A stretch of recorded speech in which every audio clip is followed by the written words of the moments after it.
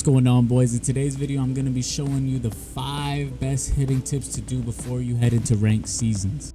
As I am recording this, we're 16-0 in Division Series, a 726 rating, so I'm just here today to give you guys some tips on some of the things that I do before I head into ranked seasons to ensure that I have the best possible at-bats that I can have. Here's a list of the 5 tips that we're going to be going over in today's video. Number 1, tracking the ball while cutting off half of the plate. Number 2, hitting a fastball. Number 3, recognizing the difference between a fastball and a curveball. Number 4, adjusting to meta pitches like a sinker or cutter. And number 5, bringing it all together and developing a full approach for ranked seasons. First thing I need y'all to do is get out of Diamond Dynasty and go down to custom practice. Make sure the NL All-Stars are on one side. You're going to make sure your side is the mid-century groundbreakers. You're going to make sure that the mid-century groundbreakers are on the away team.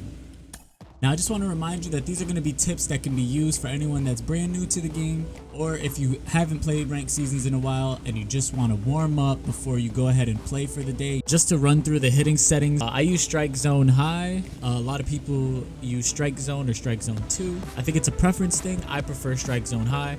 I use dynamic in play view. My ball trail is always on. See, anchor, you can leave it on if you guys want to use that. I don't really use it even though it's on. These are my PCI settings. I'll leave this up here for a second.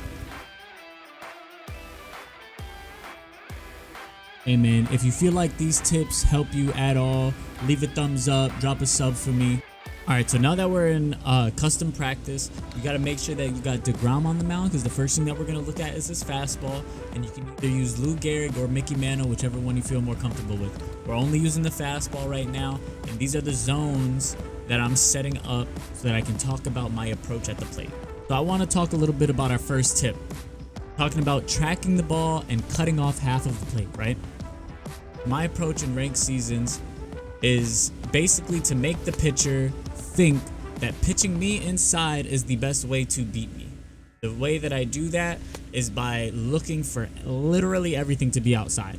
I assume that the person is going to throw everything on the outside. It makes it so that when they do, I'm prepared. So the one time he does, I'm ready for it. Tracking. I need you guys to look at the pitcher and see where the ball is coming out of that arm slot. Is it coming from this angle? Okay, it seems like it's a little lower into that left part of it. So this is where you're gonna see the ball first. I put a little tension before every at bat, and I'm already ready. Boom.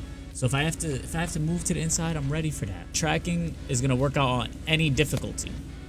Once you feel like, okay, I get the sense of where my left stick is and a little more control on it.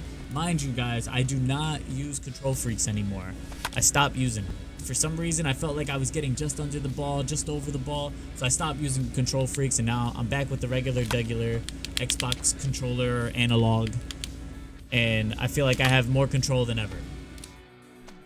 And by practicing that tracking, we can then move on to our second tip. Tip number 2 is recognizing that fastball. Right now, I don't think DeGrom hits 102. But 99 on Legend is pretty fast, so we'll go with that. This is the approach that we're gonna use. So make sure we got DeGrom, we got the fastball. We're going with fastball middle, high, and the 2 inside spots, because that's where people are gonna try to dot us up in ranked. So coming with the same approach, little tension, a little bit of tension on the PCI, man. Little bit, just a small bit of tension won't hurt you. And I'm completely off, but that's the track you want to be on. If you're practicing these things, if you're coming with the same approach, then recognize what's going on easier. Tip number 3 is recognize the difference between fastball and curveball. Show you guys what the setup is. We're adding the curveball, and we're also adding this outside zone. Talk about our objective here. It's to basically still have that mindset of tracking that arm slot and where the ball's coming out of, but when you get to higher difficulties, you got to be able to recognize what's a breaking ball and what's a fastball. Like, you have to be able to guess that within the first few innings, because if your opponent has already adjusted to these things, they're gonna be ready for when you want to throw off speed stuff. You know what I mean? Anticipating fastball, adjusting to a curveball.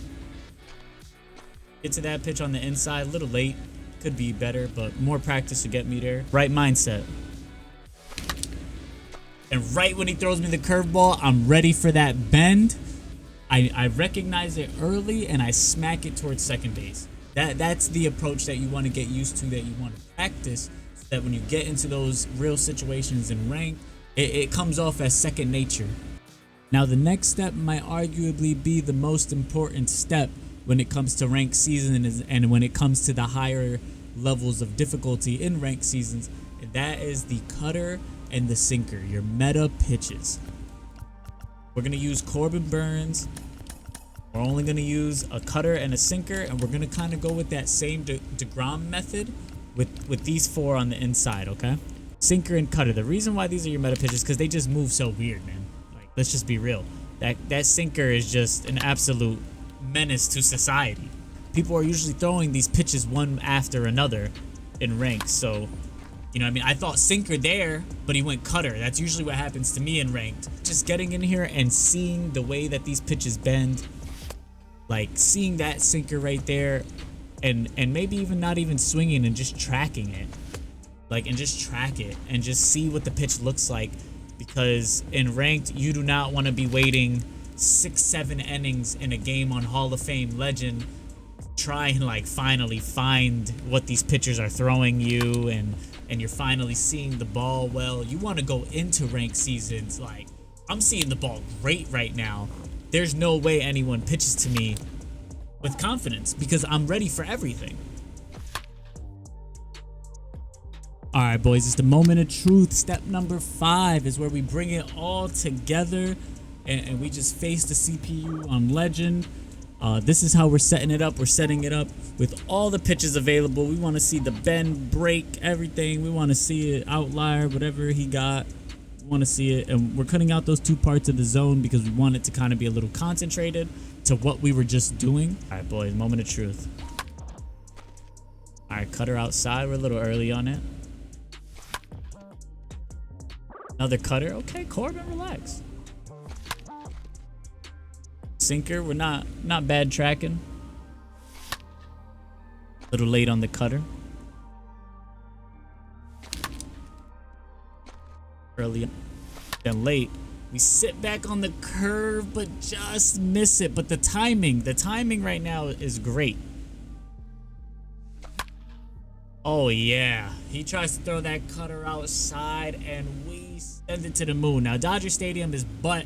That's why I didn't go out, but if you play at Coors or Ship It or anything like that, that ball is 500 feet off the stadium. That's the end of the video, boys. If you found these tips helpful for you, whether you're a new player to MLB The Show or this is just something that you use to warm up now before you go into ranked seasons, let me know in the comment section how you enjoy them. I hope this helps.